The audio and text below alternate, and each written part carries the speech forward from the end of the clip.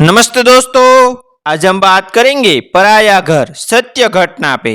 पापा, ये गिलास यहाँ टेबल पर नहीं, अंदर सिंक में रख कर आइए। अभी तानिया ऑफिस से आएगी तो गुस्सा करेगी, उसे सब फैलवाड़ा पसंद नहीं है। और आप अपना ये अखबार, किताबें, चश्मा और दवाएं भी यहाँ से हटा लीजिए।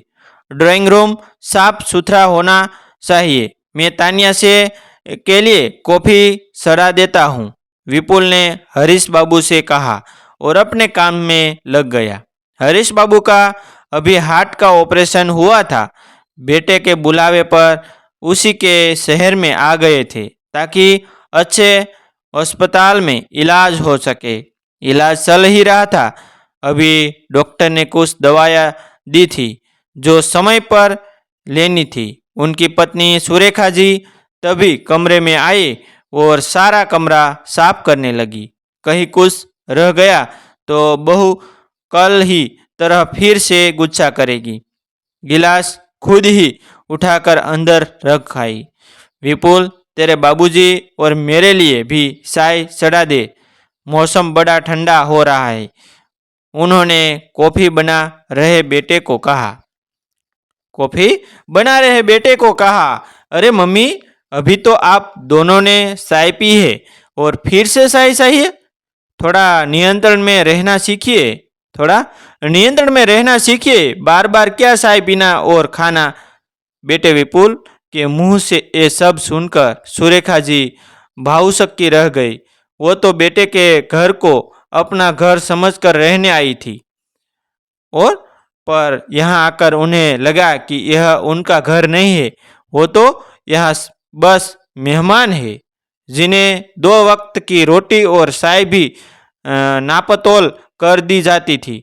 और अपने गांव के घर में वो जब कभी चाय भी पी लेती थी, मन मर्जी से कुछ भी खा लेती थी। पर यहाँ तो बेटे के घर में उन्हें बहुत सोच समझकर बोलना पड़ता है।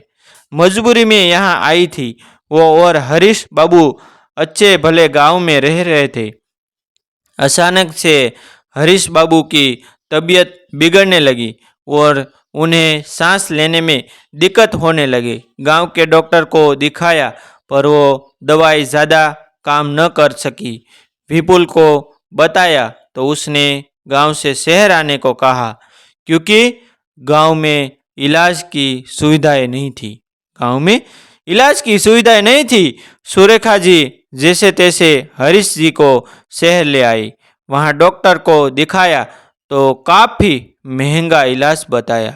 काफ़ी महंगा इलाज बताया। मम्मी, आपके पास पापा के इलाज के पूरे पैसे हो तो मैं आगे बात करूं, वरना देख लीजिए, विपुल ने बिना लाग लपेट के बोला। अपने आंसू आंखों में रोकते हुए उन्होंने बेटे के हाथों में फसल से आए पूरे पैसे रख दिए।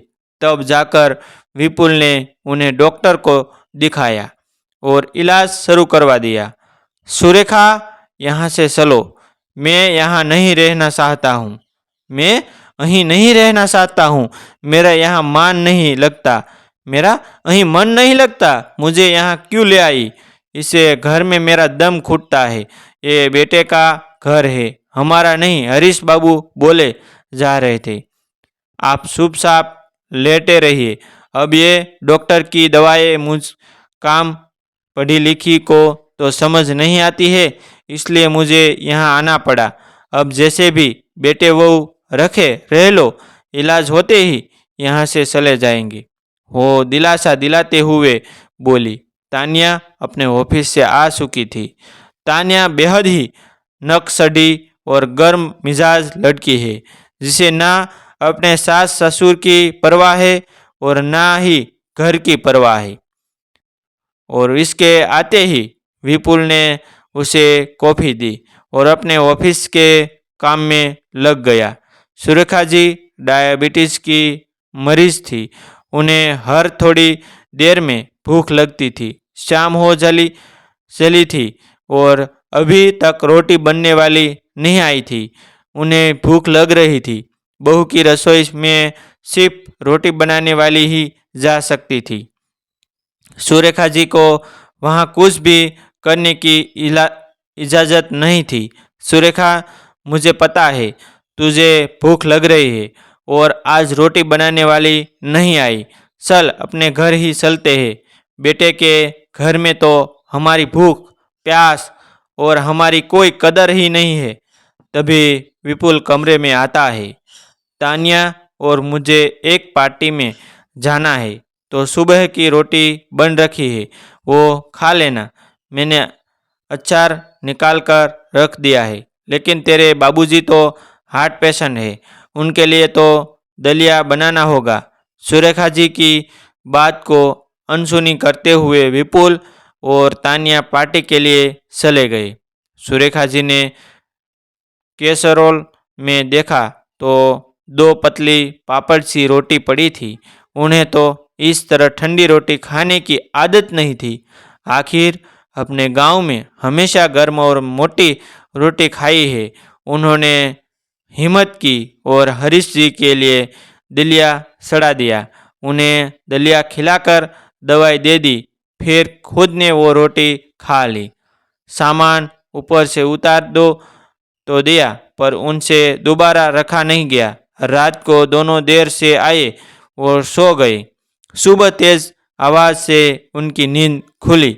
वो सीधा उठकर बाहर आ गए। मम्मी, आपने किसकी इजाज़त से मेरे घर में दलिया बनाया और पूरी रसोई बिखा कर दी? सुरेखा जी समझ गई उनका बेटा बहू की जुबान से बोल रहा है, क्योंकि बहू को कुछ कहने की ज़रूरत ही नहीं होती है, सब कुछ बेटा कह देता है। आज सुरेखा जी से रहा नहीं गया, वो बेकर गई। हाँ, पता है यह तेरा घर है और तेरे घर में तेरी ही चलती है। ये बात अलग है कि ये तेरा फ्लैट तेरे बाबूजी ने अपनी ज़मीन बेचकर तुझे दिलाया था। इस घर पर हमेशा कोई हक नहीं है। हमें तो इतना भी हक नहीं है कि हम अपनी मर्जी से अपनी पसंद का कुछ बनाकर खा सके। तेरे घर में हम दोबारा चाय नहीं पी सकते। ये बात और थी कि जब तू छोटा था तो हमने अपना पेट काटकर तुझे दोनों समय दूध पिलाया था, तेरे नखरे उठाए थे। तेरी पसंद का खाना बनाकर मैं तुझे खिलाने को तेरे पीछे दौड़ा करती थी। तेरी पसंद का खाना बनाकर मैं तेरे चेहरे पर खुशी देखना चाहती थी। तेरी पसंद के लिए मैं और तेरे बाबूजी अपनी पसंद भुला देते थे। तेरे घर में तेरी पत्नी को हमारा बिखरा सामान पसंद नहीं है। ये बात अलग है कि तूने अपना बचपन मेरे घर में बिताया था, जहाँ तेरे खिलौने हमेशा बिखरे रहते थे। तेरी किताबें, तेरे स्कूल के कपड़े, तेरे पेन पेंसिल पूरे घर में फैले रहते थे। तेरे गंदे जूतों की मिट्टी से रोज आंगन गंदा हो जाता था। मिट्टी से रोज आंगन गंदा हो जाता था। तेरे घर में तू अपने हिसाब से रह सकता है, तेरी पत्नी रह सकती है, पर तेरे माता पिता को तेरे घर में खुश रहने की इजाज़त नहीं है। तेरा घर हमारे लिए तो जेल है, जेल, जहाँ हम अपनी मर्जी से कुछ भी नहीं कर सकते हैं। हाँ बेटा, ये तेरा घर है, जहाँ तेरी माँ अपनी मर्जी से सांस भी नहीं ले सकती है। मैंने गांव में फ़ोन करके तेरा सासा को बुला लिया है। हम दोपहर को ही अपने घर चले जाएंगे। ये तेरा साफ सुथरा घर तुझे मुबारक हो। और तेरे बाबूजी का इलाज भी मैं खुद शहर आकर करवा लूँगी। अब तो मैं भी सब जान गई हूँ। तेरा घर तू अपने पास में ही रख। हमारे पास ईश्वर की कृपा से गांव में घर है, जहां हम अपना बुढ़ापा बिता लेंगे, पर तेरे घर में कभी कदम नहीं रखेंगे। अपने बीमार पिता को तुझे ये कहते हुए शर्म नहीं आई कि गिलास सीक में रखना? अभी वो कमज़ोर है और बीमार भी है। गिलास और सामान तू भी अंदर रख सकता था, पर तुझे तो अपनी पत्नी की सेवा से फुर्सत मिले तो हमारे लिए कुछ करेगा। विपुल को अपनी गलती का एहसास हुआ, पर तब तक बहुत देर हो गई थी। सुरेखा जी अपने पति हरीश बाबू के साथ अपने घर चली गई। और ऐसे न्यू जीवन उपयोगी वीडियो देखने के लिए हमारा चैनल आप सब्सक्राइब कर लीजिए, जो आपको जीवन में कुछ नया करने के लिए हमारा चैनल आपको अवश्य प्रेरित करता रहेगा।